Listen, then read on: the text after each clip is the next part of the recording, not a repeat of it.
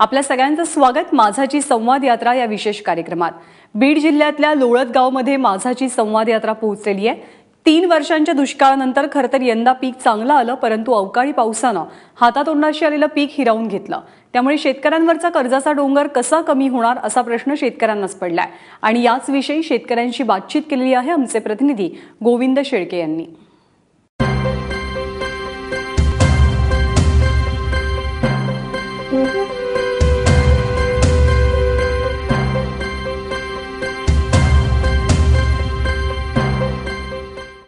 सध्या दिल्लीपासून गल्लीपर्यंत एकच चर्चा रंगते आणि ती चर्चा म्हणजे शेतकरी कर्जमाफीची। उत्तर प्रदेश मधल्या सरकारनं शेतकऱ्याला कर्जमाफी दिल्यानंतर महाराष्ट्रातल्या शेतकऱ्याच्या अपेक्षा महाराष्ट्र राज्यातल्या सरकारकडून वाढलेल्या आहेत। काय नेमकं वाटतं या शेतकऱ्याला, कर्जमाफी झाली पाहिजे का, आणि झाली पाहिजे तर ती कशी झाली पाहिजे, आणि त्यानं त्या कर्जातून या शेतकऱ्यांची सुटका नेमकी कशी होणार आहे? मला सांगा, काय कर्जमाफी झाली पाहिजे? झालीच पाहिजे साहेब। गेल्या वर्षी दुष्काळ होता आणि या वर्षी देखील पाऊस काळ भरपूर आहे, परंतु एका महिन्यातच पाऊस जास्त झाला।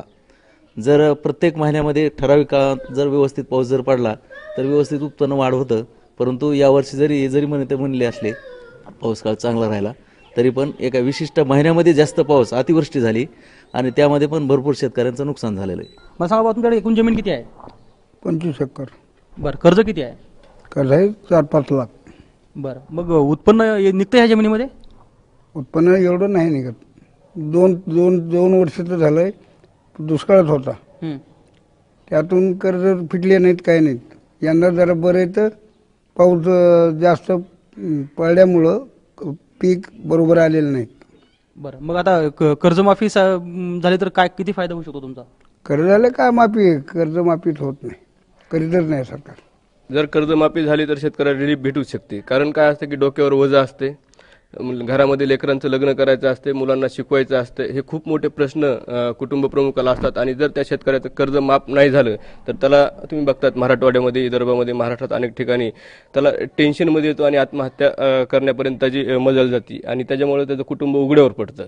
त्यामुळे सरकारने कर्जमाफी केलीच पाहिजे, 100% कर्जमाफी केलीच पाहिजे आणि पुन्हा कर्ज होणार नाही असं काहीतरी धोरण केलं पाहिजे आणि शाश्वत पाणी त्या शेतकऱ्याला त्यांनी दिलं पाहिजे। तर अन्नदाता जो आहे, जो अन्नदाताच आज आत्महत्या करतोय, उपाशी मरतोय, सरकारने आत्मचिंतन करून ह्या शेतकऱ्यांना कर्जमाफी द्यायला पाहिजे। आणि जो महागाई, ह्या महागाईमध्ये, ह्या कमी उत्पन्नामध्ये शेतकऱ्याचं भागत नाही म्हणून ते कर्ज काढतात आणि कर्ज काढल्यानंतर ते फेडण्याची कुवत त्यांच्यामध्ये नाही आणि शेवटी आत्महत्या हे शेतकरी करत आहेत। 2-3 वर्ष सतत दुष्काळ पडत होता, यावर्षी बी उत्पन्न चांगलं निघण्याची आशा होती, परंतु मध्ये 1 महिनाभर अतिवृष्टी झाल्यामुळं उत्पन्नामध्ये परत घट झालेली।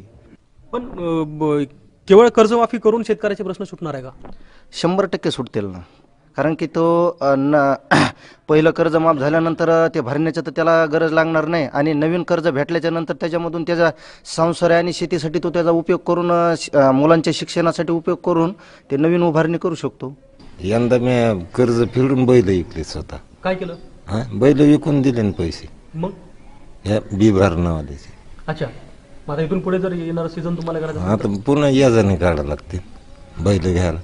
तर मी 2 वर्ष पाऊस पडल्या नाही म्हणून नसल्यामुळं की माझं कर्ज ह्या वर्षीचं पीक येऊनही मला ते कर्ज देण्याची हे कॅपॅसिटीच नाही की माझ्या कुटुंबात ह्याच्यामध्ये ते मालाचे पैसे समजे जाते।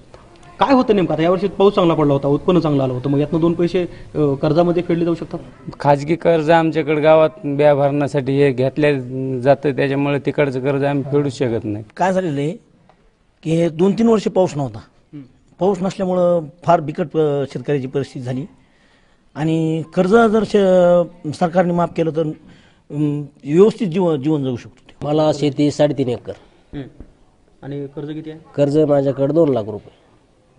बरं, मग कसं ताळमेळ बसतोय? काय ताळमेळच नाही, मुलं शिक्षण आहे, मुलाचं शिक्षणाला 2-2.5 लाख रुपये खर्च होतो दरवर्षी, बाहेरून व्याजाने आणायचे, शिक्षण करायचं, पैसे नाही भेटले पुन्हा व्याजाने काढायचे, पुन्हा त्याचे द्यायचे, शेवट हे चालणार कुठपर्यंत? थांबणार आम्ही 1-2 वर्ष कर्ज फेडणार, नाहीच फेडलं की आत्महत्या करणार।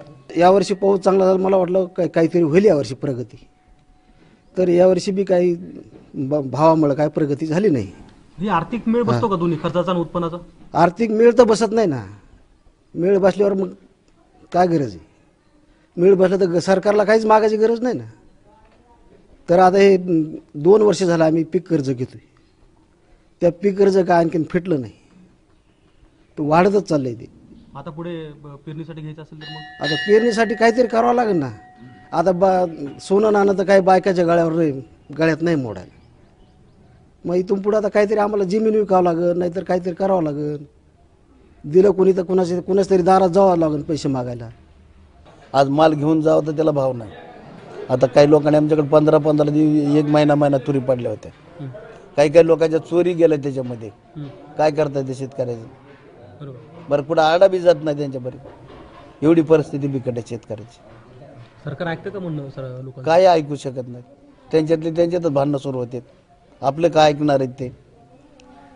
आज आपण पाहत नाही मंत्रिमंडळामध्ये किती त्यांच्याबद्दलच भांडण आहेत. आपल्याबद्दल काय? शेतकरी इतके मरते तरी कोण विचार करतो का त्याचा? कोणीच विचार करू शकत. शेवटी शेतकऱ्याचं रडगाणं हे असं चालूच राहणार आहे, असं सरकारचं हे दिसतंय. अच्छा. पण कर्जमाफी मिळाल्यानंतर शेतकऱ्याची आर्थिक काही ना काहीतरी होईल. एवढे शेतकऱ्याचे मोकळे होणार नाहीत. अच्छा. काही प्रमाणामध्ये काही प्रमाणात मोकळे होतील. अच्छा.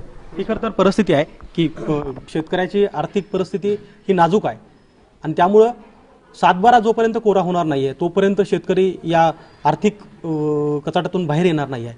आणि म्हणून मायबाप सरकारनं या शेतकऱ्याचं म्हणणं ऐकावं म्हणून एबीपी माझाचा ही संवाद यात्रा होती, जी आम्ही थेट पारावरची ही जी चर्चा होती ती थेट सरकारपर्यंत पोहोचवण्यासाठी हा प्रयत्न एबीपी माझाने केला आहे.